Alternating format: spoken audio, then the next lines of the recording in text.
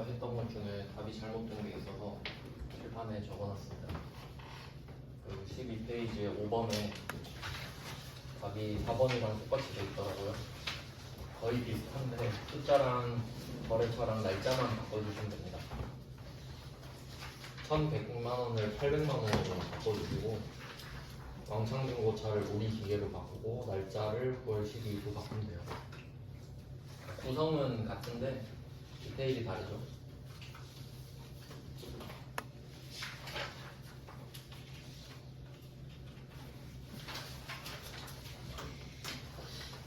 이제 대손을 하겠습니다.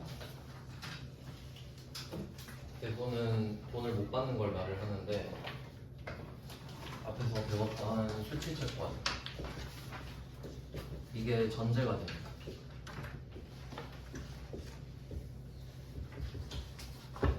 그러니까 쉽게 말하면 여러분이 뭐 물건을 팔았어요. 매출을 하면 수취채권이 생길 수도 있고 제일 좋은 건 현금 받는 거죠. 그럼 현금을 받으면 대손이 없죠. 왜냐면 대손은 돈을 못 받는 걸 말하니까. 근데 수취채권은 어때요? 돈을 아직 못 받은 상태니까 돈을 못 받을 수도 있는 거죠. 그러니까 수취채권이랑 대손은 연결된 주제인 거예요. 그렇겠죠? 그럼 앞에 그 4개 배웠잖아요. 그 4개는 돈을 다 못 받을 수도 있는 거구나 라고 생각하면 되는 거죠. 그래서 그것을 배워보도록 하겠습니다. 왜냐면 이제 장사를 하다 보면 보통 그 소비자한테 물건을 팔면 외상을 안 해주니까 보통 카드 결제하거나 뭐 그때 돈을 받잖아요. 근데 이제 회사끼리 거래할 때는 외상을 주니까 이런 일이 발생할 수도 있겠구나 라고 생각해야겠죠. 그러니까 우리가 장사를 하다 보면 뭐 거래처 꼭 한 군데에선 돈을 안 갚더라 뭐 이런 데이터가 있을 거 아니에요. 뭐 그런 거 하는 겁니다. 회계 처리를. 그럼 대손은 3단계로 구분할 수 있는데 먼저 요약을 한번 해보죠. 자, 첫 번째가 대손 추정입니다. 추정. 그러니까 대손이 돈을 못 받는 거라고 말씀을 드렸는데 추정은 말 그대로 그냥 얼마나 못 받을까 생각해 보는 거겠죠. 돈을 얼마나 못 받을 것인가. 물론 정확하진 않겠지만 대략적으로 가능하겠죠. 그러니까 실제로는 어떻게 이거를 추정하냐면 만약에 뭐 예를 들어볼게요.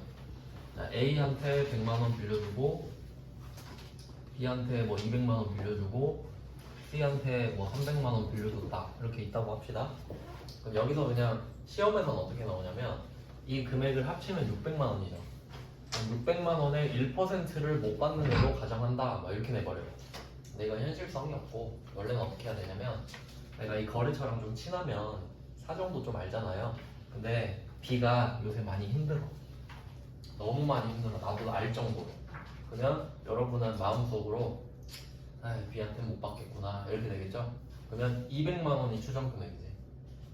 맞죠? 현실적으로는 그렇게 하거든요. 근데 시험에서는 그냥 총액의 1% 이렇게 돼요. 추정의 개념은 아시겠죠?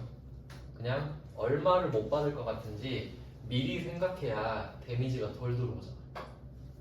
그냥 가만히 멍 때리고 있다가 200 못 받는다 하면 충격이 크죠? 근데 미리 생각해 놓는 거야. B한테는 200 못 받을 수도 있지 않을까?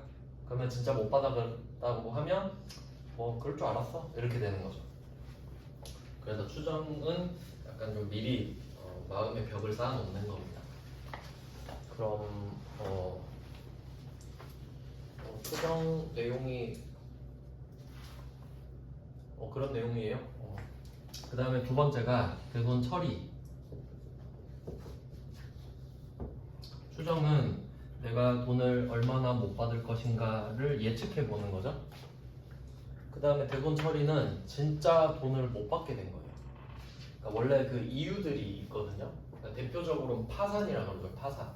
그게 약간 어떤 느낌이냐면 대략적으로 설명해 드릴게요. 저도 뭐 자세히 모르는데 자, A랑 B랑 있어요. 근데 A가 B한테 매출을 하고 B가 A한테 어음을 줬다고 해볼게요. 여기까지는 우리가 배웠죠? 그러면 A는 기다렸다가 B한테 돈을 받을 수 있잖아요. 그럼 이제 받으면 되는데 B가 돈이 없어. 그리고 얘가 파산 신청해버린 거예요. 그럼 이제 법원 가가지고 어떻게 하냐면 그 법원 쪽에서 이 비재산을 다 까요. 진짜 다 까. 돈 진짜 못 갚는지 까봤는데 진짜 돈이 없어. 그러면 A한테 가서 야 너 돈 받지 마 라고 판결 내려버려요. 그게 파산이에요. 그럼 A는 어떻게 해요? 판사가 돈 받지 말라는데 못 받지 뭐. 법으로 받지 말라는데. 그러니까 약간 파산 들어가 버리면 그러니까 법원 껴서 이제 법적으로 못 받게 됐다라고 생각하시면 되거든요. 그럼 만약에 내가 파산 선고 받았다. 그럼 내 돈 처리해야 되는 거지. 확률이 0%니까. 개인이 그냥 따로 주면 모르겠는데 그럴 사람이 어디 있어요. 그러니까 파산 정도를 예시로 좀 알아놓으면 돼요. 그러니까 왜냐면 그게 세무 2급에서 배우거든요. 사유를. 그러니까 우리는 사유를 말은 안 해주고 그냥 대손 처리하라고만 해요. 그래서 그런 게 있구나. 파산 정도 생각해 봅시다. 그 회사는 파산이고 그 개인 회생이랑 좀 개념이 같아요. 개인도 사업하다 망할 수 있잖아요. 그럼 개인 회생 신청하거든. 그게 파산이랑 같은 거예요. 뭐 대충 그런 느낌이 있어요. 그 다음에 세 번째는 아주 특이한 경우인데 대손금을 회수하는 경우입니다. 이렇게 세 가지로 나눠져요. 그러면 일반적으로는 이 두 개를 주로 합니다. 왜냐면 돈을 다 받는 경우는 없을 테니까. 꼭 한 군데선 돈을 안 줄 거기 때문에 대손 추정을 하게 되고 처리도 하게 되겠죠. 그럼 이때 언제 하는지 얘를 생각해 볼게요. 언제 하는지. 추정은 아무 때나 해도 돼요. 맞죠? 돈 못 받을 것 같다라는 생각을 지금 해도 되고 이따 점심 먹고 해도 되잖아요. 아무 때나 해도 되니까 그냥 12월 31일에 하기로 정해놨어요. 아무 때나 해도 되니까 그냥 뭐 결산할 때 같이 하지 뭐 이렇게 정한 겁니다. 그러니까 대손 추정 문제는 12월 31일에만 나오겠죠. 그래서 그 14페이지 내용 보시면 다 기말이에요. 1번 대손 추정에서 다 기말이에요. 그럴 수밖에 없다는 겁니다. 그 다음에 대손 처리는 어떻게 써요? 파산을 뭐 날짜 정해놓고 파산돼요? 아무 때나죠. 아무 때나. 그럼 얘는 그냥 기중 1월 1일부터 12월 31일 날짜 알 수 없죠? 이해되시죠? 그러니까 추정은 내 마음대로 되는데 처리는 내 마음대로 하는 거 아니죠? 그냥 뭐 파산 선고 받으면 하는 거니까. 그럼 이건 날짜를 알 수가 없죠. 자, 여기까지가 아주 일반적인 대손회계거든요. 근데 3번은 이건 뭐냐면 대손금 회수죠. 사실 말도 안 돼요. 그러니까 이 3번 대손금 회수는 이 대손 처리가 전제가 돼 있을 때만 발생할 수 있는 거예요. 그러니까 상대방이 돈을 안 줘도 되는 상황이 된 거잖아요. 대손 처리는. 근데 법에선 주지 말라 그래도 개인적인 관계 때문에 돈을 줄 수도 있잖아요. 나중에 자기가 살아나서. 그러니까 미안하면서 좀 늦었지 하고 줘버리는 거예요. 돈을. 그럴 수도 있죠. 그러니까 풀 버전으로 보면 세 가지 이슈가 있다. 이렇게 정리돼요. 그리고 이 대손금 회수도 아무 때나겠죠. 뭐 날짜 잡고 기다리는 거 아니니까. 그러니까 뭐 이렇게 세 가지가 나올 수 있겠구나 라고 먼저 생각을 해놓으셔야 돼요. 대손은 세 가지가 있다. 근데 이제 주로 나오는 건 대손 처리일 겁니다. 대손 처리. 뭐 그래도 순서대로 한번 보시죠. 14페이지에 1번에 대손 추정 이렇게 있고요. 이걸 일상적으로 그냥 말을 하는 거고 대손 추정이라고. 근데 그 정확한 내용은 대손 충당금 설정 이렇게 있는데 이 대손 충당금이 계정 과목 이름입니다. 그러니까 그 계정 과목을 금액을 올리는 걸 설정이라고 하겠죠. 여기서 조금 특이한 개념이 나오는데 일단 1번 문제를 한번 볼게요. 아까 말씀드렸던 대로 세 가지 채권을 갖고 있대요. 그래서 제가 채권이라고 하면 두 가지 뜻이 있다 그랬죠. 채무증권이랑 수취채권. 그럼 여기서 채권은 수취채권이겠잖아요. 이런 느낌이라고. 지금 이 채권이 채무증권은 아니겠지, 그죠? 그럼 채권의 잔액에 대해서만 1% 대손충당금 보충법으로 설정하고 있다. 이건 무슨 말이냐면 만약에 이 회사에 지금 12월 31일 잔액을 말을 하는 거거든요. 그러니까 12월 31일 현재 이 금액들이 있는 거야. 못 받은 돈들이. 근데 이 회사한테는 미수금도 있을 수 있거든요. 그쵸? 근데 여기 미수금 안 써있죠. 왜냐면 문제 첫 번째 줄에 다음의 세 가지 채권의 잔액에 대해서만 1%를 설정하기로 했거든요. 그러니까 미수금은 그냥 다 받을 거라고 생각하나 보지. 뭐 그런 뜻이에요. 그러면 이거는 사실 그 답 첫 번째 줄을 보시면 결산자료 입력 1월씩 2월 대손상각 대손율 1%뭐 이렇게 써있죠. 이거 마우스 딸깍딸깍 하잖아요. 지가 계산해서 금액 다 넣어요. 그리고 점토 추가 클릭하면 끝나요. 계산할 필요 없어요. 그런 문제들이 자동결산이라고 써놓은 거예요, 제가. 그러니까 자동결산 보면 그 마음을 편하게 먹으면 돼, 그냥. 아, 이건 그냥 뭐 내가 따로 할 거 없겠구나 정도. 근데 그래서 제가 결과라고 써놨죠. 이렇게 여러분이 쓰시는 게 아니고 이렇게 마우스 딸깍딸깍딸깍 하잖아요. 그럼 결과가 이렇게 나온다고. 이걸로 공부하자고. 이해되셨죠? 여러분이 이거 쓸 필요 없어요.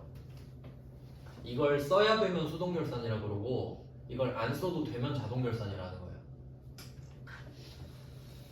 그렇게 참고하시면 돼요. 자, 그럼 여기서 개념이 되게 중요합니다. 이 개념이 진짜 중요해요. 이 대손충당금이라는 애는 자산 계정의 차감 계정이에요. 그러니까 수취 채권이라는 개념이 있다고 하면 만약에 여러분이 수취 채권이 100만 원 있어요. 근데 내가 여기서 1%를 못 받을 것 같다라고 생각을 하잖아요. 그러면 여기서 만 원을 다이렉트로 까는 게 아니고 이 100만 원은 그대로 냅둬. 일단 냅두고 대손충당금이라는 애를 이 밑에다가 둬요. 얘 밑에다가 시다바리로. 그리고 얘한테 만 원을 줘요. 그리고 얘는 만 원을 설정하면 저절로 차감이 돼요. 이런 거를 간접 차감이라고 해요. 이 개념도 잘 알고 계셔야 돼요. 그러니까 내가 100만 원을 갖고 있습니다. 여기서 만 원을 못 받을 것 같다라고 생각을 했어요. 그래서 이 100만 원에서 만 원을 직접 빼버리면 수취채권 99만 원이 되죠. 그걸 직접 차감이라고 그래요. 맞죠? 안 어렵죠? 이거는 직접 차감했잖아요. 직접 까버렸잖아. 근데 이 원본은 그대로 두고 밑에다가 시다발이 하나 두고 네가 대신 만 원을 깎여라. 좀 내 가오가 있으니까. 그러면 얘 둘이 연동돼서 수취채권은 그대로 100만 원인데 대손충당금이라는 차감 계정을 둬서 만 원을 간접적으로 차감하고 있죠. 이걸 간접 차감이라고 해요. 그러니까 회계는 기본적으로 간접 차감을 많이 선택해요. 왜냐면 이 두 개를 따로 써야 정보를 많이 줄 수 있죠. 왜냐면 99만 원 써버리면 여러분이 이 회사 주주예요. 그럼 그냥 수출채권 99만 원 있구나 라고 생각할 수밖에 없는데 두 개를 따로 쓰잖아요. 그럼 이 회사는 100만 원을 받을 권리가 있는데 만 원을 못 받을 거라고 생각하는구나 로 정보를 해석할 수 있지. 이해되시나요? 그러니까 회계는 기본이 간접 차감이에요. 아시겠죠? 그러니까 직접 차감, 간접 차감은 이건 상식이에요. 회계에서 배우는 게 아니고. 그래서 결과는 어때요? 99만 원이 되지. 맞죠? 그럼 그냥 99만 원 딸랑 쓰는 것보다 이렇게 쓰는 게 더 성의가 있죠. 그리고 이렇게 차감 계정 같은 게 이제 많이 나오거든요. 그 우리가 배운 것 중에 뭐가 있냐면 사채 발행했을 때 사채 할인 발행 차금, 그게 사채 밑에 붙어서 깎아먹거든. 그런 게 차감 계정이에요. 그리고 이 차감한 결과물 있죠. 이거 엄청 중요한데 이 결과물을 장부금액이라고 불러요. 진짜 중요한 거예요, 이거. 왜냐면 저라면 문제를 이렇게 낼 거거든요. 이렇게 딱 문제 주고 다음 수취채권의 장부금액은 얼마인가 그냥 이렇게 낼 거예요. 다 100만 원 줄걸? 맞죠? 근데 99만 원이 답이에요. 차감 계정이 붙어있는 애들은 그걸 빼야 되거든요. 왜냐면 둘이 세트니까. 그리고 그 결과를 장부금액이라고 부르거든요. 이 개념이 엄청 중요한 거예요. 아무도 말 안 해줘요. 왜냐면 당연하니까. 그리고 또 여기서 말장난을 칠 수가 있는데 가끔 이렇게 말하는 애들이 있어요. 순장부금액. 근데 장부금액 개념 자체가 차감할 걸 차감한 개념이죠. 그러니까 이미 장부금액이 순수한 개념이에요.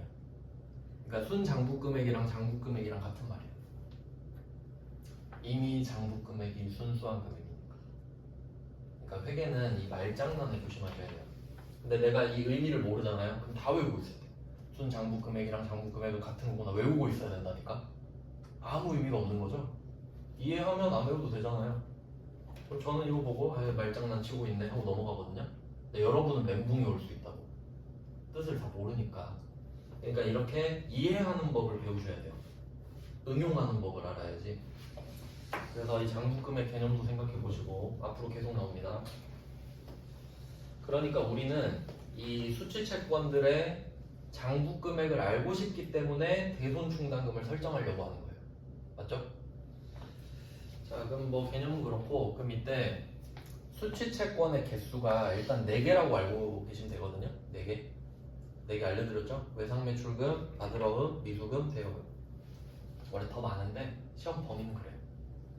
그러면 이 4개가 있으면 하나마다 대손충당금을 설정하는 거예요. 왜냐면 각각 얼마를 못 받을 거라는 생각이 다를 수 있잖아요. 그러니까 묶어서 한 방에 하는 게 아니고 외상매출금 1%, 바드러금 1%, 단기대여금 1%. 그러니까 대손충당금이라는 개정 과목은 수취채권의 차감 개정이다. 이거 시험에 나오기도 해요. 다음 중 차감 개정인 것은 이렇게 내기도 해요. 그러면 이 대손충당금의 개수 있잖아요. 이 개수는 수취채권의 개수랑 같아요. 맞아요? 내가 지금 수취채권 3개 있잖아요. 그럼 대손충당금 3개 설정할 수 있죠. 그러니까 개수가 같다고. 맞죠? 그럼 만약에 여러분이 수취채권 100개 있어요. 100개. 100종류 있어. 그럼 대손충당금 100개 설정할 수 있죠? 근데 100개를 할 거냐 말 거냐 문제이지. 이해되셨죠?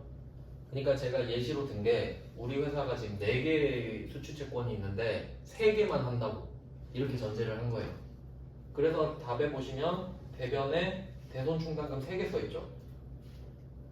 3개만 충당한다고 했으니까 설정한다 했으니까 4개 한다 그랬으면 4개 나와야겠지.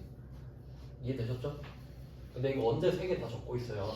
그러니까 자동 결산으로 해버려야지. 그러니까 우리는 개념만 알고 있으면 되지. 그래서 수취채권, 대손충당금의 개수는 수취채권의 개수와 같다. 맞죠? 그래서 3개 연결하시면 되고. 자, 그 다음 이제 차변 쪽인데 대변의 대손충당금은 정리를 한다면 수취채권의 개수와 같다.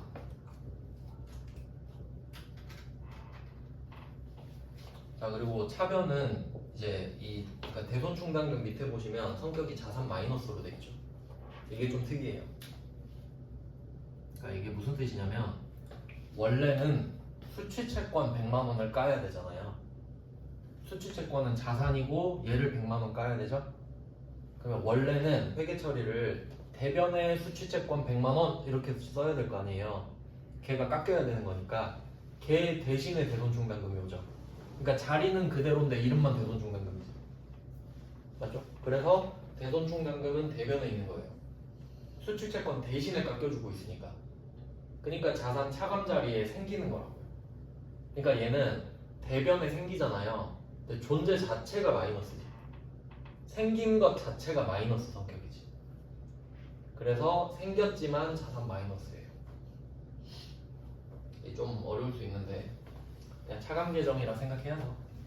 그러니까 얘는 자산 플러스인데 얘는 자산 마이너스니까 둘은 자리가 반대일 수밖에 없지. 자, 이렇게 하고 이제 자산이 줄었으니까 그럼 대변에 대손충당금을 충전한 만큼 순 자산이 줄어들었죠? 순 자산이 줄면 비용 처리해야 되죠. 그래서 차변에 비용들이 오고 있죠. 근데 비용이 보니까 또 2개네요. 자, 비용은 최대 2개예요. 이유는 우리가 매출채권 배웠고 비매출채권 배웠죠. 매출채권, 비매출채권 2개로 나눴잖아요.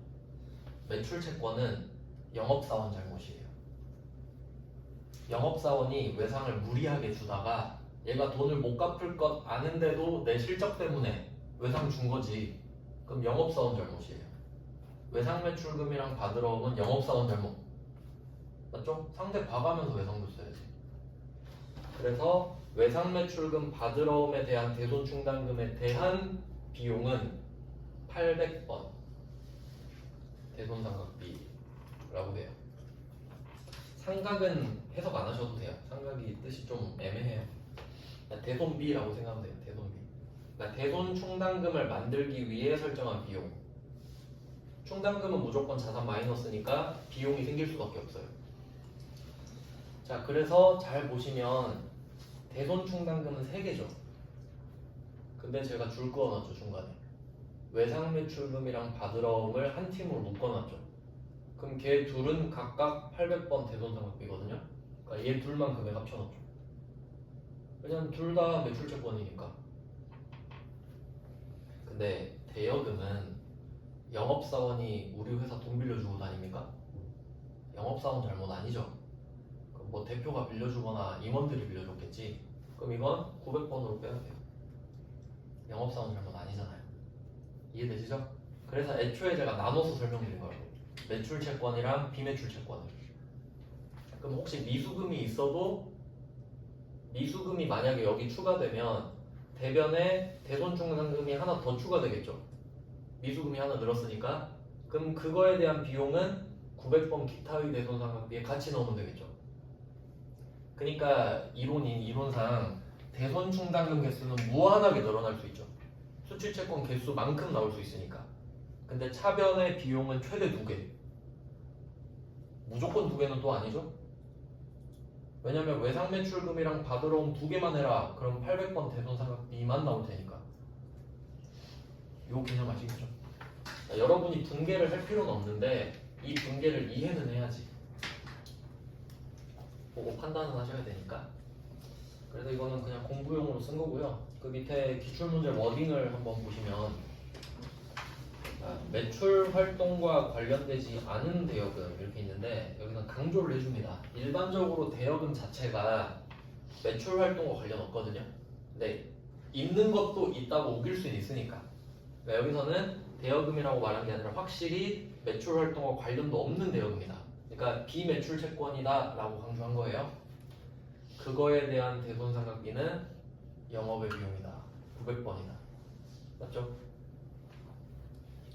그래서 그 분개를 보면서 생각하면 되는 거죠. 이걸 말문제로 내면 이렇게 되는구나. 그래서 공부를 할 때 분개를 먼저 이해한 다음에 그거에 대한 문구를 같이 묶어서 공부하셔야 돼요. 그래야 문구가 잘 들어와요. 그게 뭐 어려우니까 제가 그거를 잘 해야죠. 그래서 이렇게 그러면 이거 응용해 볼까요? 매출 활동과 관련된 매출 채권에 대한 대손상각비 이렇게 되면 판매비와 관리비로 처리한다. 이렇게 하면 맞는 말이겠죠. 그리고 이게 말장난으로 잘 나오는데 이렇게 많이 나와요. 수취 채권에 대한 대손상각비는 전부 판관비로 처리한다. 이렇게 자주 내요. 틀렸죠? 대손상각비라고 전부 800번인가요? 아니지. 900번도 있잖아요. 그 정도는 맞히셔야 된다. 그래서 대여금, 영업의 비용 이 정도 키워드가 되겠죠. 그다음 2번도 한번 볼게요. 2번은 그냥 보기만 하시면 돼요. 자, 얘는 외상매출금 이렇게 써있죠. 그리고 그 맨 오른쪽에 추가 설정 환입액 써있는데 이게 그 부족하면 플러스가 뜨고 그 넘치면 마이너스 삼각형으로 뜨거든요. 그러니까 뭐 예를 들면 여기 나왔네. 어떻게 해석이 되냐면 지금 외상매출금 보시면 기말채권 잔액이 1,500만 원이라고 돼 있죠. 그럼 여기에 1% 곱하면 15만 원이거든요. 그럼 그 15만 원이 목표 금액이 돼요. 맞죠? 그만큼으로 채워야 돼요. 근데 옆에 보면 잔액 7만 원 써 있죠. 이미 7만 원이 있는 거예요. 난 7만 원이 있는데 15만 원으로 만들어야 돼. 그럼 8만 원이 답이겠죠? 근데 이걸 컴퓨터가 해줘요. 마우스만 딸깍딸깍 하면 돼. 그러니까 사실 이 오른쪽 금액은 우리가 볼 필요도 없는 거죠. 왜냐면 다 적혀 있거든요. 근데 분개는 보자 이거죠. 그래서 답을 한번 보면은 되게 특이한 게 나왔어요. 자, 오른쪽에 대변에 보시면 외상매출금, 대손충당금은 아까 배운 거 그대로 왔죠? 자산 마이너스 8만 원. 근데 그 밑에 봐요. 받으러옴에 마이너스 3만원 써있고 자산 플러스도 있죠. 원래 자산 마이너스인데 부호가 바뀌었으니까 자산 플러스겠지 뭐. 근데 이걸 이해할 필요가 없다고요. 컴퓨터가 알아서 집어넣으니까. 이해됐죠? 그러니까 이 문제를 왜 넣어놨냐면 여러분은 신경 쓸 필요 없다고. 마이너스가 뜨든 말든. 알겠죠? 그냥 1번처럼 풀면 끝나요. 그러니까 1번과 2번은 취급하는 방법이 똑같다라는 걸 보여드리려고. 신경 쓸 필요가 없다 이겁니다. 그 기출문제 풀 때 같이 하면 돼요. 자, 이제 15페이지로 갈게요. 15페이지입니다. 계산, 말 문제는 조금 쉬운 거 위주로 넣어놨어요. 3번 문제 보시면 다음 중 채권 관련 계정의 차감적 평가 항목으로 옳은 것은? 여기가 뭐 수취 채권이겠고 차감 평가 항목 방금 배웠죠? 4번의 대손 충당금. 이런 건 이제 보너스 문제 아닙니까? 근데 공부를 따로 하면 붕괴는 푸는데 이걸 못 맞춰요. 그러니까 최대한 비슷한 거 묶어서 공부하는 게 맞죠. 그 다음에 4번 문제입니다. 틀린 걸 찾아봐라. 대손충당금에서. 자, 1번 대손충당금은 유형자산의 차감적 평가 계정이다. 유형자산 지금 안 배웠는데? 근데 대손충당금은 나왔죠. 수취채권이라고 해 맞죠? 1번 바로 맞힐 수 있잖아요. 이 정도는 해야죠. 이 정도는. 자, 그리고 나머지도 한번 볼게요. 4번의 답은 일단 1번입니다. 이제 2번부터 쭉 보면 2번 회수가 불확실한 채권은 합리적이고 객관적인 기준 여기서 1%예요 그게. 근데 원래는 이렇게 해야 맞죠. 그 기준에 따라 산출한 대손 추산액을 대손 충당금으로 설정한다. 좋은 말이죠. 그렇구나 하고 넘어가고. 그 다음에 3번 미수금도 대손 충당금을 설정할 수 있다. 수취채권은 다 할 수 있죠. 그 다음 4번 이거 아까 써놓은 거네. 매출 활동과 관련되지 않은 대여금은 영업의 비용이다. 900번이다. 그 다음에 5번도 한번 보죠. 5번 매출 채권에 이건 좀 머리 써야 되거든요. 근데 이런 걸 좀 봐두셔야 돼요. 이런 문제가 굉장히 많이 나와요. 매출 채권의 대손 충당금을 과소 설정. 과소 설정 표시해 놓을게요. 이거는 예시를 써야 돼요. 좀 머리가 아픈 문제예요. 그러니까 이런 문제는 시험장에서는 웬만하면 풀지 마시고 시간이 오래 걸리거든요. 공부할 때만 푸시고 시험장에서 버리세요. 공부할 때는 좀 많이 풀어보시면 좋아요. 자, 그러면 대손충당금의 성격을 한번 생각해 봅시다. 대손충당금은 자산의 마이너스 성격이죠. 이걸 먼저 파악을 하고 과소 설정했다고 했잖아요. 그러면 구체적인 예시를 써보는 거예요. 그냥 예를 들어서 내가 이거를 10만원 설정을 해야 되는데 8만원 설정했다 이런 식으로. 그럼 과소 설정한 거 맞죠?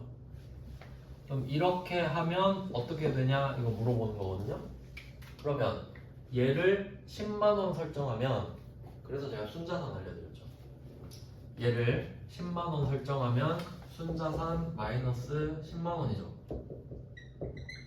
제대로 설정하면. 근데 8만원 밖에 설정을 안 했어. 그럼 자산 8만원 주니까 순자산 마이너스 8만원 되죠. 됐죠? 그럼 잘못해서 순자산 2만원이 덜 줄었네. 이게 답이죠. 그래서 답이 4번의 비용의 과대다. 이거 옳지 않은 건데, 그래서 결과적으로 생각해 보니까 자산이 2만원 는 거예요. 지금 2만원을 덜 줄였으니까 자산 2만원이 늘어버린 거지. 맞죠? 그래서 1번의 자산의 과대 계산은 맞는 거예요. 자, 그리고 나머지가 좀 어려운데 그럼 이때 그 비용이 또 같이 오잖아요. 반대편에. 그래서 제가 순자산 개념을 쓴 거죠. 그러면 자산이 2만원이 늘어났다라고 하면은 수익이 2만원 늘어나는 거죠. 같은 말이죠. 순자산이 2만원 늘었으니까 수익이 2만원 늘어나잖아요. 그러면 이번에 당기순이익도 과세계산 되겠죠. 그러니까 얘는 하나 빼먹었죠. 지금 자산 때문에 수익이 늘었다 이걸 안 알려주고 있잖아요.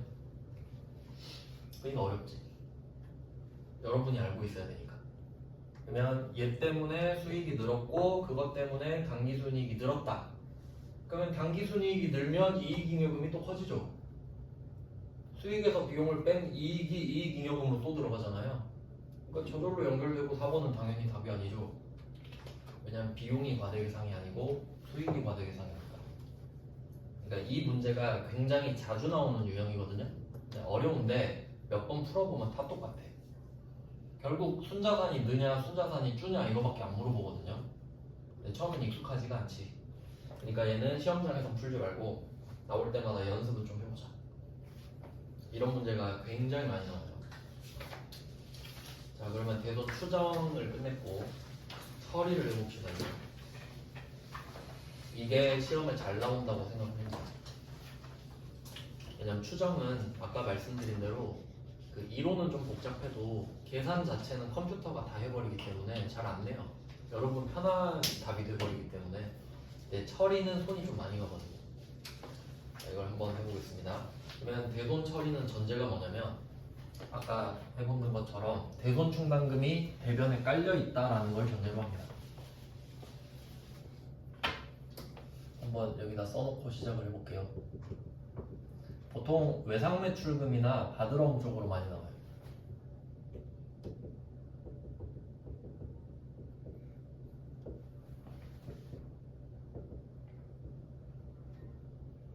이렇게 먼저 하나 적어놓고 문제를 보겠습니다.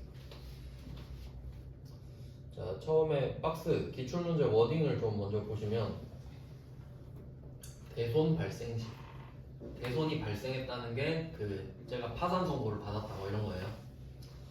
그러면 대손 충당금 잔액이 있다. 아까 우리가 대손 충당금을 대변에 만들었잖아요. 이걸 만들면 이제 잔액이 있는 거죠, 대변에. 그러니까 대손 충당금이 대변에 있다. 이게 대손 충당금 잔액이 있다 이 말이에요. 자, 먼저 대손 충당금과 상계. 상계는 퉁이죠. 있는 거부터 써라 뭐 이런 거죠. 그러니까 약간 이게 어떤 느낌이냐면 이 대손 충당금이 그 버스 카드 충전하는 거랑 좀 비슷해요. 그러니까 결과적으로 이렇게 비유를 하면 요새 뭐 다 소불 카드 쓰지만 옛날엔 현금 내고 타는 사람 꽤 많았거든요. 그 버스를 탈 때 두 가지 방법이 있는 거죠. 현금을 내면서 타는 방법이 있고 두 번째는 일단 카드 찍는 방법이 있고 맞죠? 근데 결국 둘 다 돈 쓰는 거 맞죠? 돈이 언제 나가냐 차이죠? 그렇게 따지면 이럴 수도 있는 거잖아요. 대손 충당금을 아예 설정 안 하는 회사도 있을걸요? 맞죠? 그럼 그런 회사들은 대손 처리를 그때그때 100% 비용 처리할 거예요. 그러니까 만약에 예를 들어 볼게요. 우리가 대손 처리를 아예 안 해. 대손 그 충당금 설정을 아예 안 해. 근데 A라는 애가 외상매출금을 못 갚겠대요. 외상매출금 A한테 외상을 준 거를 100만 원을 A가 못 갚겠대. 그럼 나는 대손 충당금을 설정한 적이 없어. 그럼 자산이 줄었으니까 비용 처리해야 되죠. 그럼 이게 외상매출금이니까 800번 대손 상각비 이렇게 처리해야겠죠. 이 방법밖에 없잖아요. 나는 대손 충당금이 없는데 맞죠? 그러니까 내가 버스 카드가 없으면 현금 내고 타는 방법밖에 없잖아요. 그러니까 이게 현금 내고 타는 방법. 근데 현금 내고 타면 얼마나 귀찮아요. 그게 귀찮으니까 카드에 돈을 충전해놓고 찍고 타고 싶은 거잖아요. 이 대손 충당금이 버스 카드 잔액. 그러니까 바로 내도 되지만 얘를 충전하는 데 써서 버스 카드를 쓰는 방법도 있잖아요. 그렇게 하고 싶다고. 그때그때 하면 너무 귀찮으니까. 근데 결과는 같죠. 이걸 대손 충당금으로 바꿨다가 이 대손 충당금을 여기다 써도 결과는 똑같잖아요. 근데 난 그거 하겠다고. 버스 카드를 찍고 싶으니까. 그 말이에요. 결과는 같아요. 자, 그래서 다시 읽어보시면 대손 발생 시, 그러니까 버스 탈 때 버스 카드 잔액이 있으면 버스 카드 잔액부터 쓴다 이 말이잖아요. 없으면 못 쓰지. 없으면 대손 상각비 가야지. 그 말이고. 자, 이제 실제로 풀어봅시다. 6번 문제 12월 3일 가나에 대한 외상 매출금 2,200만 원이 이건 원래 부가세가 포함되어 있을 건데 상법상 소멸시효가 완성됐다. 이런 게 사유예요. 근데 우리는 안 배웠잖아. 그럼 그냥 하면 돼요. 그냥 몰라도 돼. 근데 이게 세무 1급이라 이렇게 말을 한 걸 거예요. 2기 부가가치세 확정신고 시 부가가치세법에 의한 대손세액 공제 신청도 정상적으로 이루어질 예정이다. 얘는 세무 1급이라서 부가세도 나오고 있는데 그래도 우리 시험 문제에서는 부가세는 언급을 잘 안 하거든요. 왜냐면 우리는 부가세를 안 배워요. 그래도 제대로 알아야 되니까 제가 문제를 넣어놨어요. 한번 보세요. 밑에 답. 메인 매출점표 X 이렇게 써놨죠. 그러면 내가 가나한테 팔았을 때일 거야. 옆에 안 적어놨네요. 원래는 가나 뭐 이렇게 써 있어야 되는데 그러면 제품 매출 2천만 원 하고 부가세 예수금 200까지 해서 여러분은 부가세도 받으셔야 되니까 그리고 외상 매출금 2,200 이렇게 된 상태죠. 그리고 문제는 뭐냐면 이 200을 걷어놨잖아요. 그리고 이 200은 이미 냈어요. 국세청이 냈다고. 그러면 여러분이 2천만 원을 지금 받아야 되는 상황. 그러니까 200만 원은 여러분 생돈을 냈어요. 그러니까 쟤한테 가나한테 2,200을 받아야 그 200을 내가 충당을 하고 2천만 원은 진짜 이제 내 돈이 되는 거예요. 200은 부가세 내는데 이미 썼기 때문에. 근데 가나가 못 갚겠대. 그럼 한번 생각해봐요. 여기 머리가 조금 아픈데 그래도 이게 실무다 보니까 알고 계셔야 된다. 다시 정리해볼게요. 자, 여러분은 2천만 원이랑 200만 원을 받을 권리가 있습니다. 근데 200만 원은 이미 냈어요. 납부를 해버려요. 그러니까 국세청이 일단 내라 그래요. 그리고 네가 돈 받으면 200만 가지면 되지 않냐라는 식이거든요. 그럼 뭐 어쩔 수 없지 내라 그러는데 그러면 200은 이미 여러분이 냈습니다 지금. 근데 이건 전제가 뭐예요? 내가 2,200을 받을 수 있다는 전제지. 맞죠? 근데 법원이 나한테 오더니 야 너 2,200 못 받아? 이래버리는 거예요. 그럼 우리 국세청 가서 뭐라 그래야 돼요? 이거 200은 내가 2,200을 받을 줄 알고 냈던 거다. 근데 못 받게 됐거든요? 증거 보여주면서 200 돌려주세요 해야지.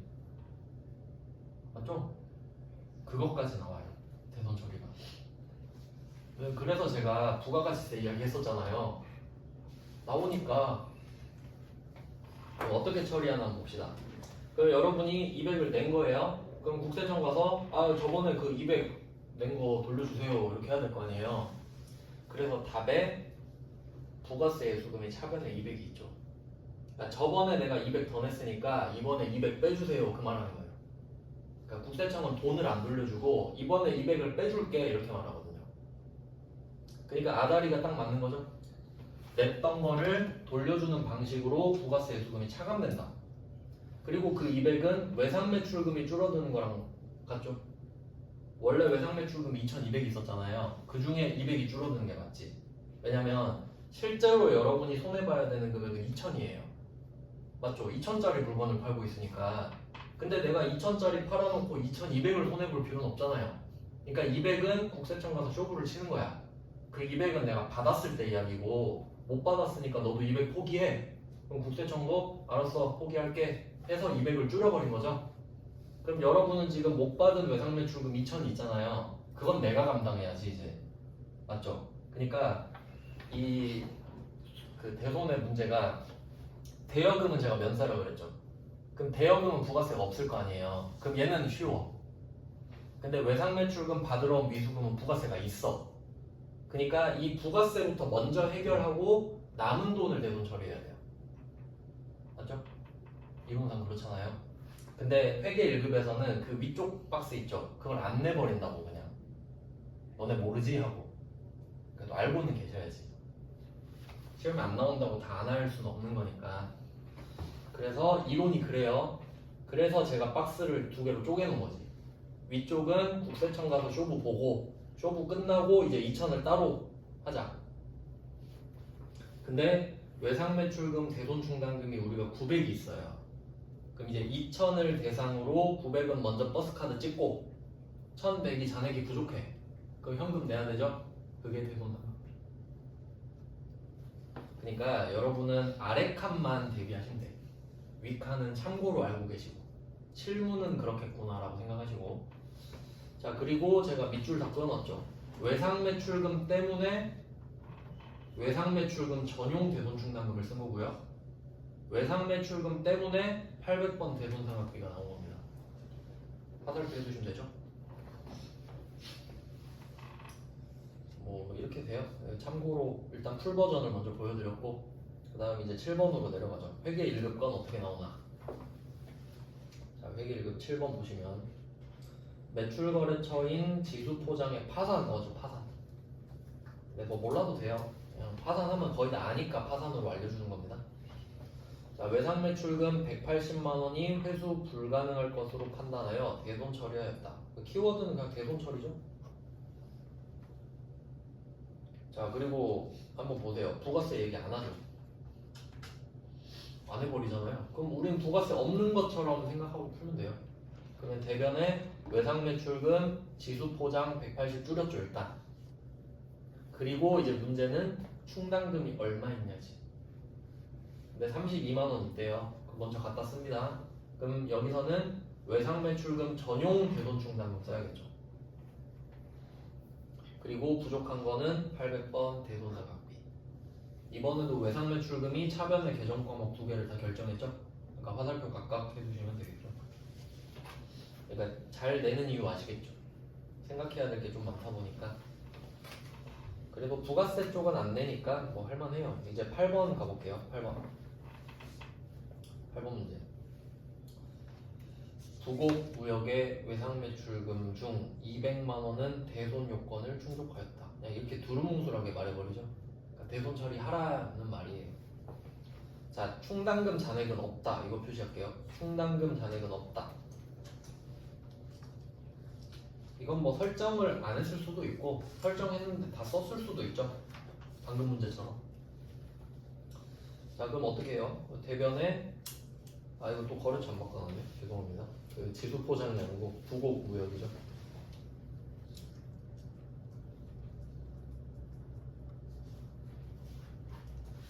여기 수업 자료를 자면서 만들어가지고. 자, 그럼 외상매출금 200을 먼저 줄입니다. 근데 충당금이 없으니까 전액상각비. 그러니까 이것도 왁구를 충당금 먼저 없으면 상각비 이렇게 생각하셔야 된다고 두 개를 써놓은 거예요. 그리고 밑에 제가 비교 또 써놨어요.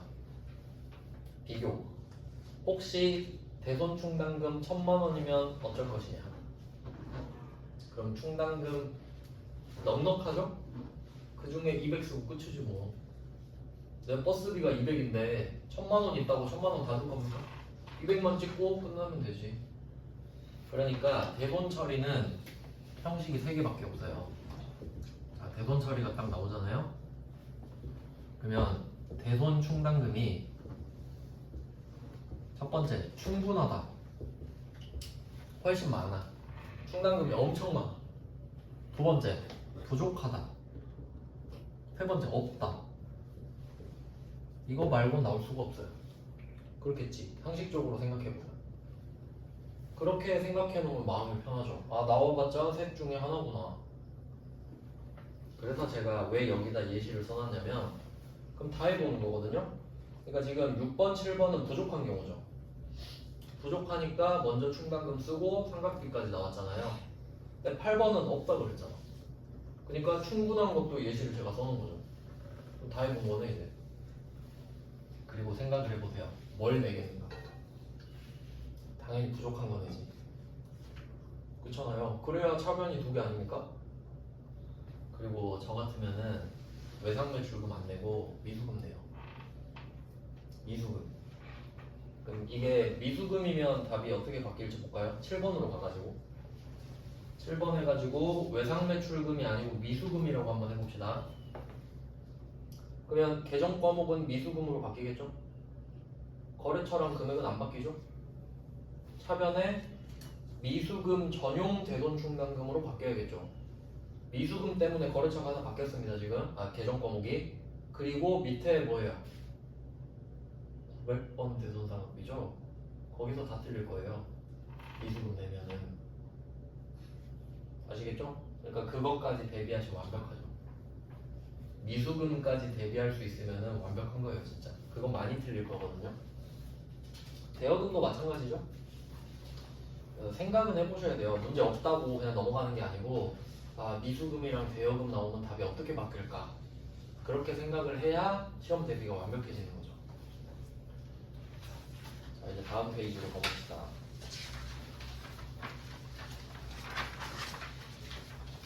이제 17페이지죠. 17페이지 9번 볼게요. 요거는 말 문제네요. 9번 문제는 말 문제인데, 분계를 잘하면 이런 말 문제도 풀 수가 있으니까 도전을 한번 해봅시다. 자, 1월 1일 현재 외상 매출금 잔액은 200이다. 여기서 왜 1월 1일을 말을 하냐면 대손 충당금을 12월 31일에 충전하잖아요.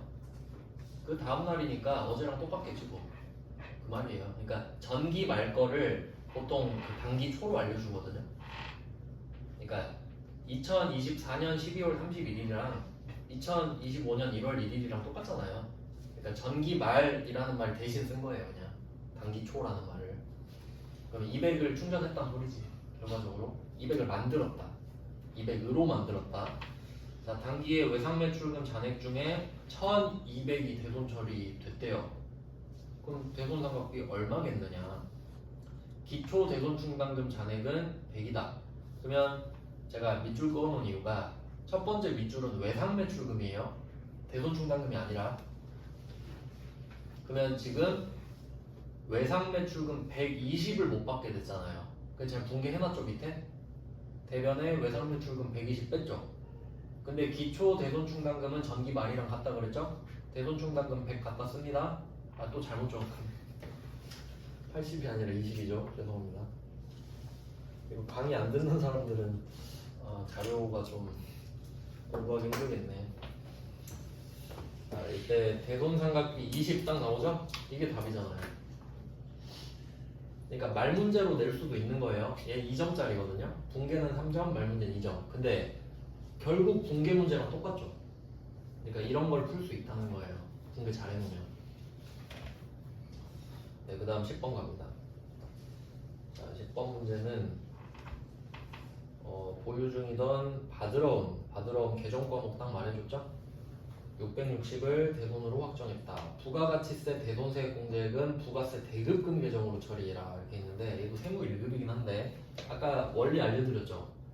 원래 부가세 예수금이 대변에 생기니까 그걸 차변에 보내라 이거였거든요. 맞죠? 부가세 예수금이 차변으로 와야 되잖아요.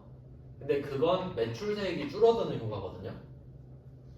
있었던 게 없어지는 거니까. 그러니까 저번에는 더 많이 내고 이번에는 덜 내고 그래서 쌤쌤이 되는 거예요. 저번엔 대변 플러스 이번엔 차변 플러스 이렇게 되니까. 근데 여기서는 부가세 대급금 계정으로 하라고 그랬죠. 부가세 대급금은 그냥 매입세액을 더 만들어주는 거랑 똑같거든요. 그러니까 차변에 부가세 예수금이 오는 거랑 효과가 똑같아요. 그래서 일부러 이렇게 낸 거예요. 그러니까 똑같아요. 부가세 예수금이 온 거랑 같다고 보시면 돼요. 근데 이름만 그렇게 달라진 거예요. 그래서 뭔가 이것도 잘못? 숫자 역시 또 잘못 써놨네. 그 위쪽에 바드러움이 660이 아니고 60이죠. 바드러움은 600이 와 완전 개판이네. 죄송합니다. 그 대변에 바드러움 있잖아요. 위쪽이 60이고 아래쪽이 600이어야 돼요. 완전 숫자가 잘못됐죠.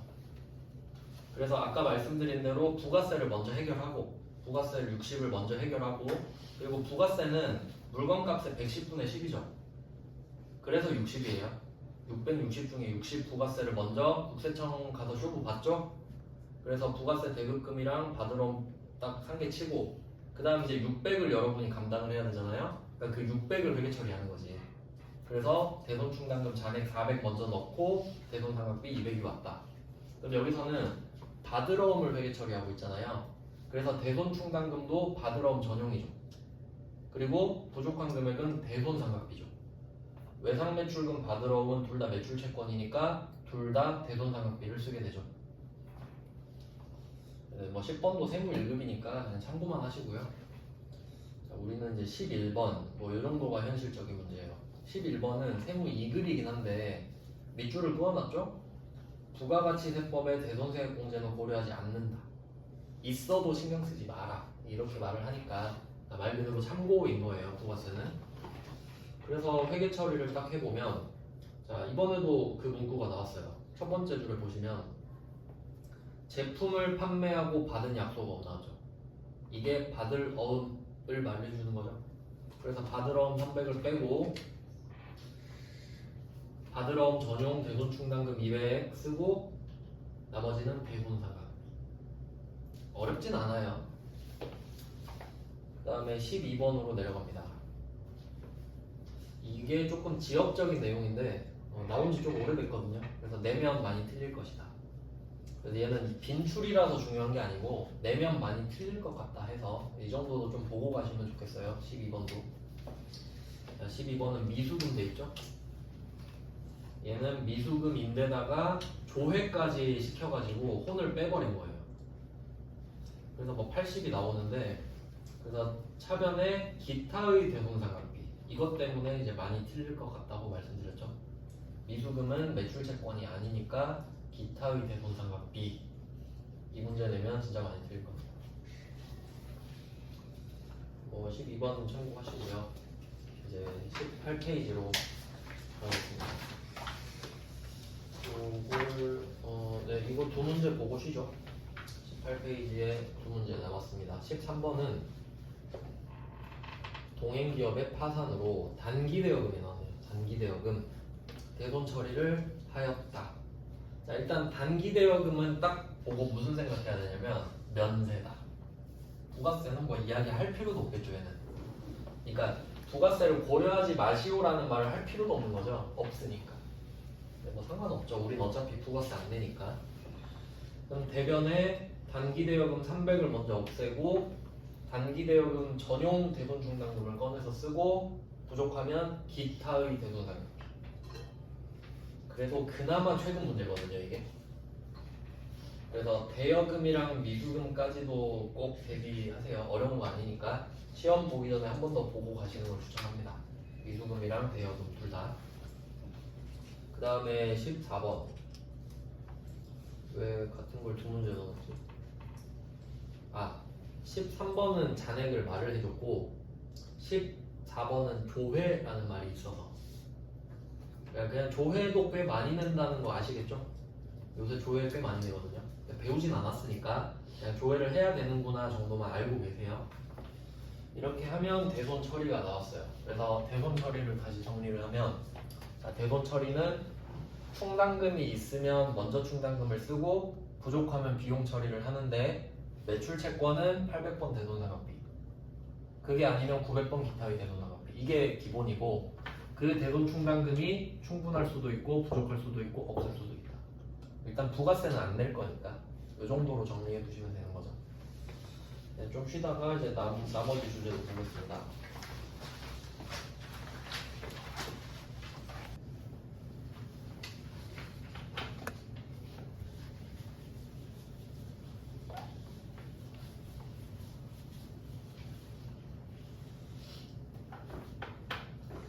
이제 19페이지에 대손금 회수만 있습니다.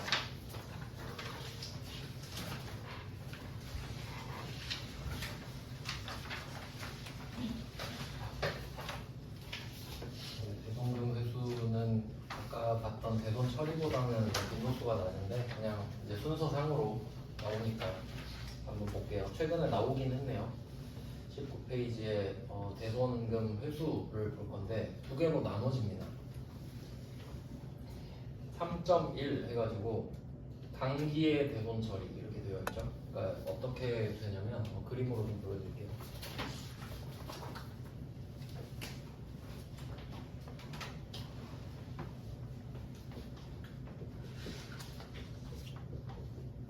이렇게 두 개년도가 있다고 치고 이 뒤 두 번째 연도가 단기라고 해볼게요. 이때 대손금을 회수했다고 합시다. 어차피 돈을 받았다고 하면 오늘 이야기라겠죠. 오늘 돈을 받았다 이 말을 할 거니까 이날은 오늘일 거예요. 그러면 두 가지 케이스가 있는데 이걸 단기에 대손 처리했다. 그러니까 이 텀이 1년이 안 되는 거예요.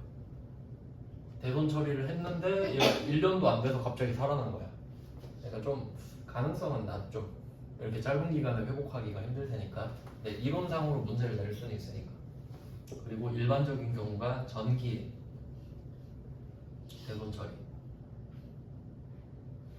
그리고 보통은 이제 전기로만 나오는데 이제 좀 개념을 또 보면은 더 전도 있었다고 치면요. 이렇게 나오면은 보통 이렇게 나눕니다. 단기랑 전기 이전 이렇게만 나와요. 그러니까 전기 이전이라고 하는 거는 작년이든 재작년이든 다 똑같다는 소리예요.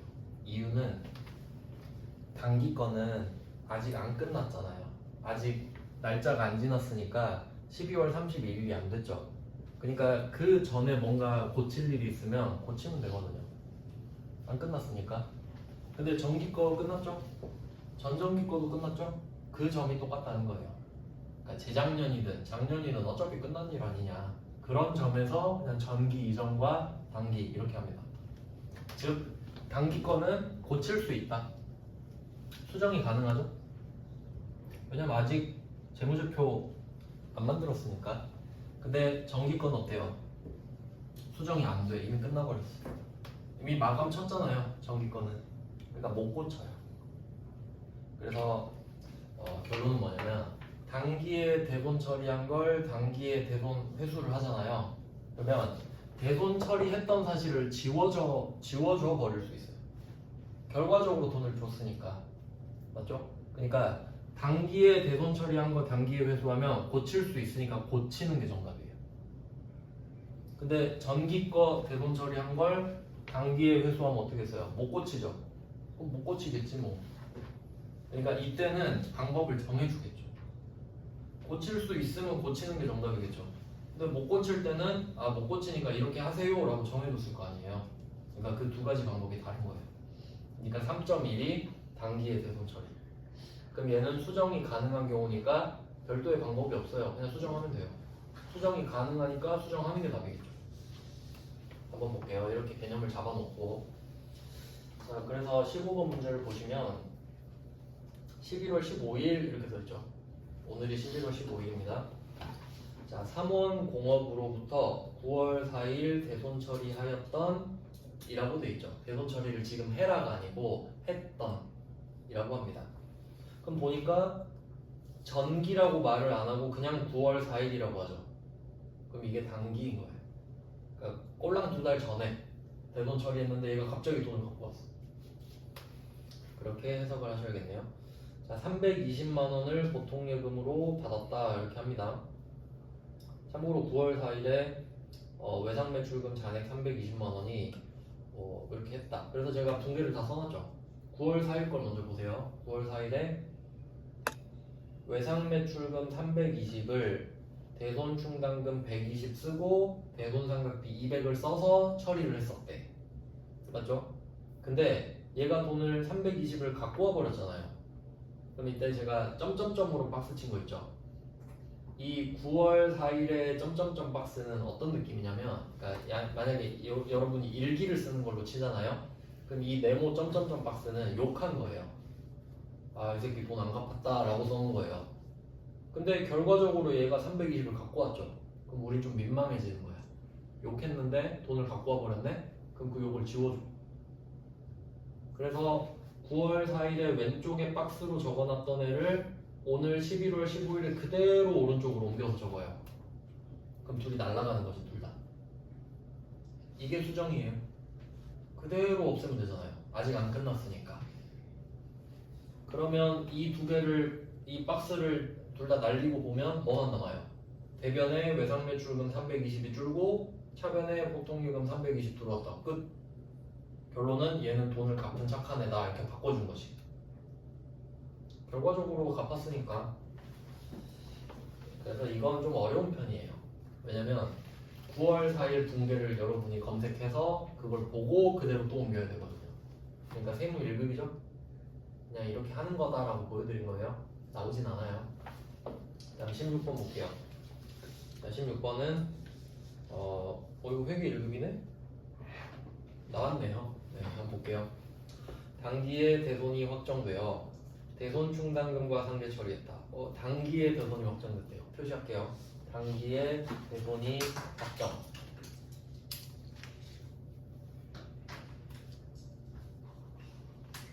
자, 그리고 이게 문제를 보고 이걸 대손 처리라고 착각하시면 안 돼요. 단기에 대손이 확정되어 대손 충당금과 상계 처리한 미수금이 보통예금에 입금됐다라고 했죠. 대손 처리했던 게 입금됐으니까 대손금 회수죠. 돈을 못 받았다고 생각했던 돈을 받게 되었다라는 뜻입니다. 그러니까 일단 차변에 보통예금 110 쓰고 시작해야죠. 일단은 뭐 몰라도. 자, 근데 단기죠, 단기. 근데 그 전에 보니까 미수금을 대손 처리하는 미수금 나왔죠 지금? 119회인데 저번이네. 자, 그럼 미수금을 어떻게 회계 처리를 했었냐? 대손 충당금으로 다 했다고 치고 이렇게 그 문제 첫 번째 줄에 대손 충당금과 상계 처리한 이렇게 되죠. 그러면 그때 몇 월 며칠인지 모르겠는데 미수금 110을 전부 대손 충당금 110이랑 통친 거죠. 그러니까 대손 상각비는 없었던 거죠. 근데 이걸 회수했대. 그래서 그대로 대손 충당금 미수금 올리고 끝. 이렇게 됩니다. 그러니까 왜 제가 세무 1급 문제도 넣는지 아시겠죠? 결국 걔네들이 세무 1급, 세무 2급 거 문제 보고 베껴서 내거든요. 그러니까 구조는 똑같은데 난도만 낮추는 거지. 그러니까 알고는 계셔야 돼요, 전체 틀을. 그래서 어렵게 나오면 15번이고 쉽게 나오면 16번이구나. 근데 별 차이도 없어요. 그냥 충당금이 충분하냐 아니냐 정도의 차이죠. 그러니까 미수금 제가 말씀드렸던 거예요. 그러니까 여기서 출제자가 왜 대손 충당금과 상계 처리했다고 했는지 아세요? 대손 충당금, 그러니까 만약에 저 같으면 대손 충당금 70과 대손 상각비 뭐 얼마로 했다 이렇게 하잖아요. 그럼 답에 기타의 대손 상각비가 들어가잖아요. 그럼 또 틀릴 확률이 생기지. 그러니까 대손 충당금을 만약에 70만 원 있었다 이렇게만 말하잖아요. 그럼 기타의 대손 상각비를 일부러 말 안 해주는 거잖아. 그럼 그거 대변을 써야 되니까 틀릴 확률이 높아지죠. 그래서 제가 일부러 써는 거예요. 0이어도. 그래서 제가 미수금 대여금을 보고 가라고 그랬죠. 최근에 나왔으니까. 시험은 진짜 그냥 어렵게 내려고 하면 어렵게 내는 거거든요. 그러니까 항상 보수적으로 대비를 해야 됩니다. 자, 이제 20번 20페이지. 자, 20페이지는 3.2 3-2로 되어 있네. 여기엔 전기 이전의 대손처리죠. 그러니까 이게 일반적인 경우예요. 전기든 전전기든. 자, 기출 워딩부터 볼게요. 전기에 대손된 채권을 회수. 그러니까 전기 대손 지금 회수죠. 그럼 이때는 대손 충당금을 회복시킨다. 이거 표시할게요. 대손 충당금을 회복시킨다. 그래서 방금 단기 거는 방법을 안 알려줘도 된다 그랬죠. 고칠 수 있으니까 고치면 되니까. 근데 전기 건 못 고친다 그랬죠. 그럼 방법을 알려줘야 되잖아요. 그 방법이 대손 충당금을 회복시킨다예요. 이 말은 대손 충당금, 대손 상각비를 얼마로 했었던 간에 100% 대손 충당금 회복시키라는 소리예요. 그러니까 답이 쉽지. 아무 생각 없이 그냥 대손 충당금 올리면 끝나요. 그러니까 어차피 못 고치니까 못 고치는데 뭐 어쩌라고 그냥 충당금 올리면 되지 이거예요. 그럼 한번 문제를 읽어봅시다. 세무 2급 문제인데 17번. 제가 번호 써놨는데 동그라미 1번, 2번 순서예요. 순서. 일단 문제 볼게요. 자, 전기에 회수 불능 채권으로 대손 처리했다. 전기에 대손 처리. 외상매출금 440인데 부가세 이야기하죠. 원래 있으니까 부가세 440을 이 중에 또 여기서 많이 틀렸을 건데 절반을 회수했죠. 50%라고 하면 눈에 잘 띄니까 잘 안 틀리거든. 근데 절반 이렇게 쓰면 이걸 못 보는 경우가 꽤 있어요. 잘 보셔야 돼요. 자, 이때 절반을 회수했대요. 그럼 차변에 220 들어왔죠. 440 중에 절반이니까 220.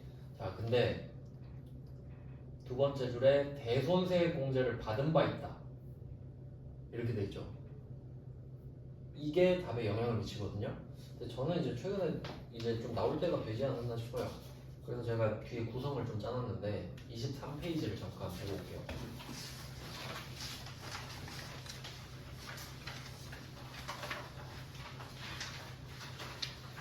23페이지입니다. 여기서 제가 정리를 해놨어요. 23페이지에 제목을 좀 따라가 볼게요. 1번에 충당금 설정 배웠죠? 12월 31일에 하는 거. 그 다음에 2번 외상 매출. 이건 뭐 당연한 거죠. 얘가 있어야 수취채권이 생기니까. 외상 매출을 하고 수취채권이 이제 생겼어요. 자, 그리고 3번에 대손세 공제 있죠. 이 부분이 세무 2급범이거든요. 근데 이제 회계 1급도 낼 때가 되지 않았나 싶어요. 그냥. 근데 이 부분이 문제예요. 문제. 얘가. 그리고 4번에 대손 처리가 나온 거지. 그러니까 원래는 3번의 대손세 공제랑 4번의 대손 처리를 같이 해야 돼요. 그러니까 두 개 묶어도 돼요. 3번, 4번을 같이 해야 돼요. 근데 회계 1급엔 3번을 못 낸다니까요. 그럼 문제 한 개가 생기죠. 그러니까 아까 부가세는 고려하지 않는다 이렇게 말을 해버렸잖아요. 근데 이제 고려해라. 그럼 어쩔 거야? 그럼 이렇게 풀어야 되는 거예요. 그러니까 공부는 해보자 이거죠.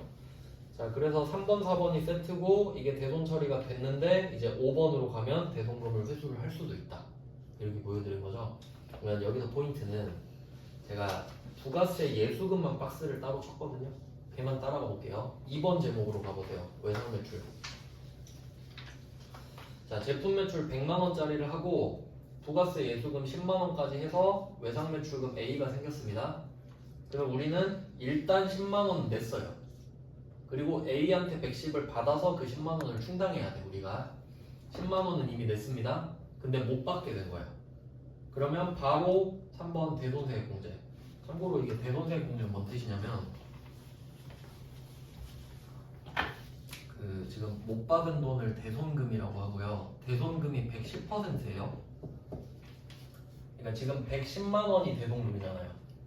내가 부가세까지 110만 원을 받아야 되는데 110만 원은 못 받은 거죠. 그러면 내가 국세청 가서 이 대손금의 10%는 뭐라고 할 수 있죠? 110분의 10은. 그러니까 대손금의 부가가치세라고 해서 대손세액이에요. 그러니까 대손세액은 이 110% 중에 10%인 거죠. 정확히 해야 돼. 그냥 10% 하면 안 되고 110분의 10 이렇게 해야 정확해요. 10%가 아니니까. 그래서 10%는 네가 좀 해줘. 100%는 내가 감당할게. 이렇게 가야 되잖아요. 그러면 원래 대손세액은 환급 받아야 되죠. 근데 국세청은 환급을 싫어해. 그러니까 빼준다 그러지. 그래서 대손세액 공제가 되는 거예요. 네가 낼 부가세에서 빼줄게. 덜 받을게. 그거랑 똑같잖아. 이 말이에요. 그래서 대손세액 공제가 나와요. 그러니까 순서상으로 국세청 가서 이 10%부터 털어내야 되죠. 그러니까 이거 쇼 붙이는 게 부가세 예수금을 없애는 거잖아요. 그러니까 대변에 있던 부가세 예수금 내가 저번에 10만 원 더 냈으니까 이번에 10만 원 덜 내게 해주세요. 그래서 이번엔 10만 원을 덜 내겠죠. 그래야 쌤쌤이 되니까. 그리고 그 부가세 예수금은 외상매출금 A랑 같이 줄이면 되죠. 그럼 이제 여러분한테는 외상매출금 A가 100만 원만 딱 남았잖아요. 그걸 대손 처리하라고 하는 거지. 맞죠? 그게 4번 대손 처리인데 거기서 이제 충당금이 얼마냐, 상각비가 얼마냐 이렇게 나오는 거예요. 이해되셨죠? 그러니까 3번, 4번이 세트인데 순서는 세액공제를 먼저 받고 그 다음 대손 처리해야지. 이해되셨죠? 여기까지. 자, 근데 우리가 대손세액 공제를 받은 바 있다 이렇게 했잖아요. 그러면 지금 2번에 부가세 예수금 오른쪽에 있던 게 3번에 부가세 예수금이 없어진 상태예요. 그럼 여기서 끝났으면 그냥 끝이거든요. 근데 얘가 돈을 갖고 왔잖아요. 그래서 밑에 5번에 1번 대손금 회수 5번에 2번 가보세요. 5번에 2번이 전기 이전의 대손 처리죠. 그럼 이쪽으로 가면 부가세 예수금이 또 생겼죠. 생긴 걸 없애줬었잖아요. 국세청이. 그러니까 국세청 입장에서는 내가 돈을 못 받고 끝난 줄 알았잖아. 근데 내가 110을 받았죠. 그럼 이걸 국세청이 받다고 생각해보세요. 그거 10만원 내 거 아니야? 갖고 와 이럴 거 아니에요. 받았으니까. 그러니까 다시 토해내야지. 그러니까 세액공제는 우리가 먹은 게 있는 거예요. 먹은 게 있으니까 대손금 회수하면 토해야 돼. 맞죠? 근데 만약에 내가 대손세액공제를 안 받았다 그러면 부가세 예수금이 차변에 없어지는 경우가 없을 거 아니에요. 그럼 그때는 토하지 않아도 되지. 돌려받은 적이 없으니까. 그 뜻이에요.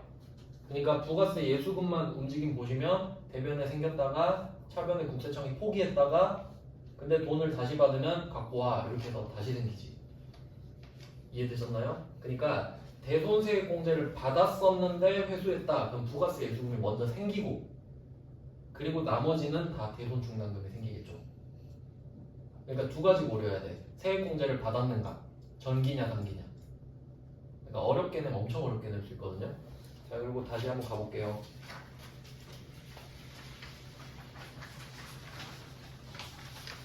그래서 방금 보던 게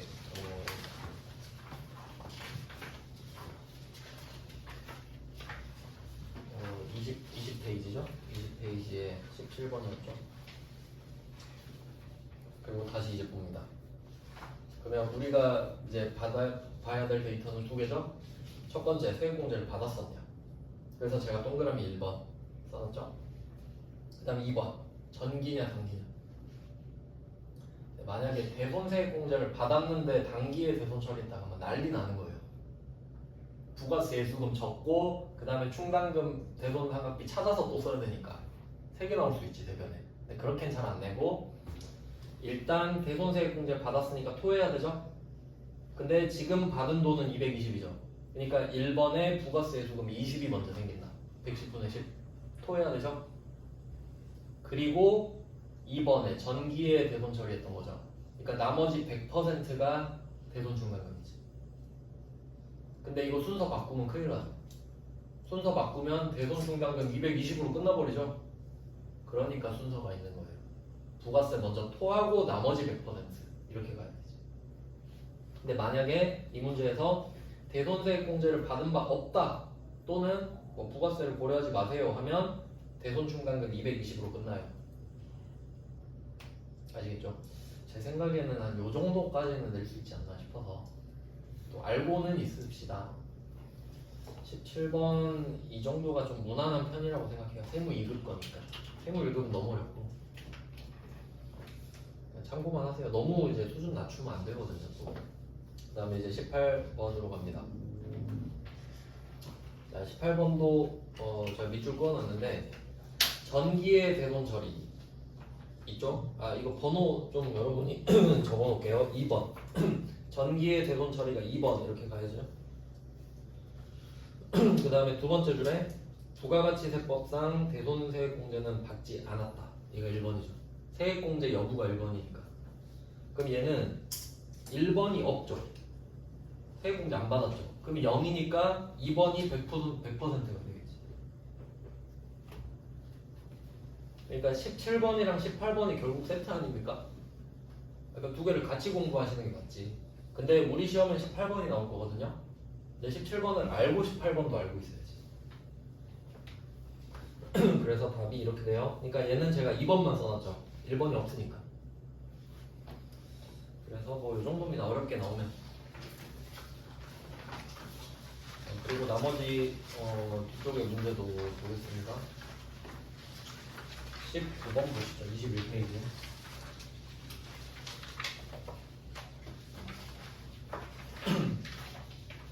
이것도 말 문제로 나온 건데 간단한 계산 문제네요. 자, 이거는 좀 간단하니까 한번 해볼게요. 자, 외상매출금 잔액 5천만 원에 대해서 1%를 설정하려고 한다. 5천만 원에 1% 곱하니까 50만 원 나옵니다. 그럼 50만 원이 목표 금액입니다. 목표 금액 50을 다 하는 게 아니에요. 그리고 지금 대손 충당금이 30이 있었대요. 기초에. 그러면 30이 있었는데 두 번째 줄을 보니까 단기 중에 회수가 불가능한 것으로 판명된 매출채권 15만 원을 대손 처리했대. 자, 그럼 머리를 한번 써보죠.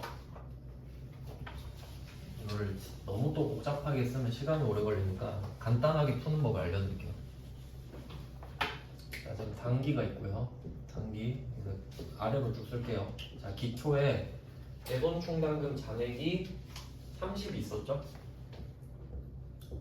기초에 30이 있었어요. 근데 중간에 대손 처리했다 그러죠. 그러면 15만 원을 대손 처리했어요. 아까 붕괴를 떠올려 보세요. 그럼 지금은 대손 충당금이 충분한 거죠. 충분하면 얘만 다 쓰면 끝나죠. 대손 상각비 안 나오죠. 그러면 15만 원이 줄어들었겠지. 맞죠? 이 30으로 그냥 퉁치고 끝냈을 거잖아요. 그럼 지금 얼마 남았어요? 15만 원 남았죠? 이게 잔액이에요. 여기까지 아시겠죠? 잔액. 그 다음에 목표 금액. 목표 금액은 5천만 원 곱하기 1%죠? 그게 50만 원. 됐죠? 그럼 여러분은 잔액을 목표로 만드셔야 돼요. 얼마 충전할까요? 35만 원 해야죠. 맞죠? 그러니까 이거 붕괴를 이렇게 말로 풀면 이렇게 되는 거지. 그러니까 이것까지 하셔야 전반적인 이해도가 높아져요.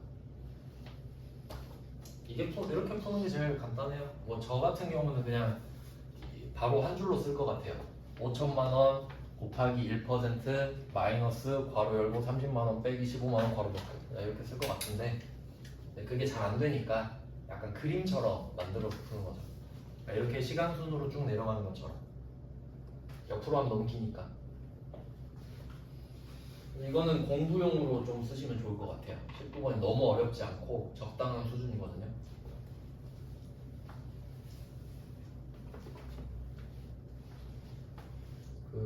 좀 공부를 할 때 원래 수준이 좀 낮은 자격증은 문제가 파편적이라고 해야 되나? 한 문제 한 문제씩만 내요.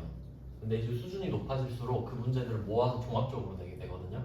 이제 그런 공부를 하는 거죠. 19번으로. 아 밑에 다 써놨네. 답. 네. 그죠? 제가 만든 답이니까 그렇게 썼겠죠. 보고 말한 건 아닌데. 자, 그 다음에 20번도 한번 볼까요? 20번. 똑같은 형식이에요. 근데 회계 1급도 내고 세무 2급도 냈죠. 왜냐하면 뻔하기 때문에. 그다음에 20번은 더 약식으로 풀어볼까요? 자, 일단 목표 금액부터 구하면 되는 거였죠. 목표 금액부터. 아 여기 얘는 역으로 가네. 아 얘는 좀 더 체계적인 방법을 알려드리겠습니다.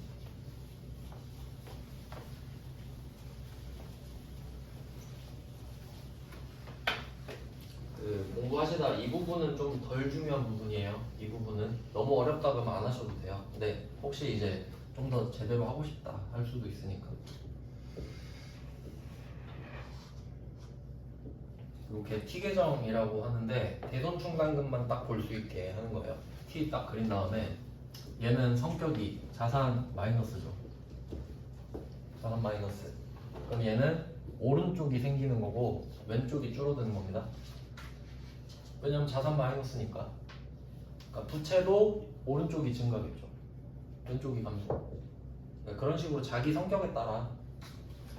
그러면 이거 그대로 한번 제가 적어볼게요. 자, 기초 대손 충당금은 5만 원이 있었다. 그러니까 증가된 거죠. 기초에 5만 원 받아서. 그러니까 작년에서 5만 원을 받았다 이런 느낌이에요. 자, 그리고 단기의 외상 매출금 중에서 2만 원이 대손 확정됐다. 그럼 5만 원 중에 2만 원 썼겠죠? 줄어들었겠죠? 그 이유가 대손이죠. 그럼 지금 5만 원으로 시작했다가 2만 원이 줄어들어서 지금 잔액은 3만 원인 상태입니다. 그건 여러분이 계속 생각하고 있어야 돼요. 자, 그리고 다에 전기 대손 처리한 매출 채권 중 3만 원이 회수됐다. 여기서 포인트는 회수인데 전기에 대손 처리했죠. 전기에 대손 처리한 거 회수하면 100% 대손 충당금이죠. 그러니까 일부러 전기라고 하는 거예요. 단기면 알 수가 없잖아. 그러면 회수해가지고 플러스 3만 원 되겠죠? 그럼 지금 6만 원이다 지금. 5만 원으로 시작해서 2만 원 빠지고 3만 원 다시 늘었으니까. 자, 그리고 기말 대손 충당금이 10만 원이네요. 자, 이렇게 쭉 썼잖아요. 그리고 차변 대변은 무조건 맞아야 됩니다. 자, 근데 보니까 차변이 더 크죠? 12만 원이죠?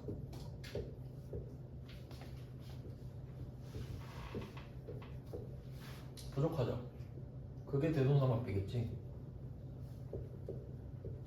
이게 정답이에요. 충전했으니까 이렇게 됐겠죠. 그러니까 이게 T계정 원리예요. 차대변이 똑같다. 근데 얘만 보는 거죠. 붕괴를 하는 게 아니고 붕괴의 결과물인 대손 충당금만 써보는 거지. 그냥 한 줄로 이렇게 저는 한 줄로 쓰는데 원래는 이렇게 한 개 한 줄인 거니까 뭐 이런 도구를 쓸 수도 있다. 4만 원 맞죠? 네, 뭐 맞겠죠? 이런 식이다. 그러니까 19번, 20번이 뭐 같은 문제거든요, 사실. 조금 더 심화하고 공부를 하면 그렇게 되고요. 21번 너무 어려우니까 패스하고 뒤쪽도 그냥 이런 느낌으로 더 하실 분은 하셔도 되고 원래 공부 좀 하셨던 분들이라면 그 다음 이제 마지막에 24페이지로 정리를 하고 이 주제는 끝내겠습니다. 24페이지에 뭐 그림 그냥 페이지 하나 남아서 그려서 넣어놨 천장이 넘어갔네. 24페이지 그림을 보시면 자 왼쪽 위에 제가 그 BS 재무상태표를 그려놨고 오른쪽 위에 손익계산서를 그려놨죠. IS. 이 상관관계를 좀 알려드리면 일단 그 BS 쪽에 왼쪽이 자산이죠. 그거를 쪼개서 유동자산, 비유동자산으로 써놨어요. 그 유동자산을 확대하면 아래 그림이에요. 유동자산은 당좌자산이랑 재고자산 두 개밖에 없어요. 두 개. 그러면 이때 두 개 분류를 어떻게 하냐면 제가 재고자산의 1번, 당좌자산의 2번 이렇게 써놨죠. 이유가 유동자산은 두 개밖에 없잖아요. 재고자산은 목적이 뚜렷해요. 판매 목적이야. 그러니까 유동자산 중에서 판매 목적인 애들은 다 재고자산이에요.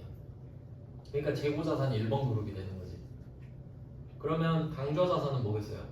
유동자산 중에 재고자산이 아닌 애들이 되는 거예요. 그렇겠죠? 근데 얘네들을 어떻게 줄을 세우냐면 현금이 빨리 되는 순서대로 줄을 세우거든요. 현금이 빨리 되는 순서. 그러면 1등이 누구냐? 현금이죠. 현금은 이미 현금이잖아요. 현금을 이길 수 있는 애는 아무도 없죠. 그러니까 현금이 당좌자산에 있잖아요. 그래서 순서가 당좌자산 다음에 재고자산이에요. 그러니까 그룹핑 할 때는 기준을 재고자산을 먼저 잡는데 현금 때문에 당좌자산이 먼저 순서가 와요. 그냥 그렇다는 거고. 자, 그럼 안에 순환을 한번 볼까요? 순환. 우리가 제조업인데 어떻게 돈을 버나 한번 봅시다. 첫 번째, 현금으로 재료를 사야겠죠. 그럼 재료를 사면 원래 현금은 당좌자산에 들어있잖아요. 근데 그 현금이 재료로 바뀌면 밑에 재고자산으로 바뀌는 거죠. 상품을 살 수도 있겠고, 그리고 얘 원재료를 제공품으로 바꾸고 제품으로 바꿔서 팔면 제품 매출, 상품 매출이 되고 매출 채권이 생기죠. 매출 채권은 다시 당좌자산이거든요. 그러면 또 재고자산이 당좌자산으로 바뀌었죠? 그리고 매출 채권이 또 돈으로 바뀌잖아요. 그럼 얘는 그냥 또 당좌자산이 당좌자산이야. 그러니까 이렇게 계속 돌다가 돈이 많아지는 거예요. 근데 매출 채권은 대손의 가능성이 있죠. 그럼 대손 들어가면 어떻게 돼요? 비용 처리했죠. 그럼 그게 IS 비용으로 들어가겠죠. 뭐 이런 흐름이에요. 밖으로 안 나가는 게 좋겠죠. 안으로 돌아야 돈이 계속 커지니까. 이런 흐름입니다. 우리는 이렇게 포괄적으로 보면 되지.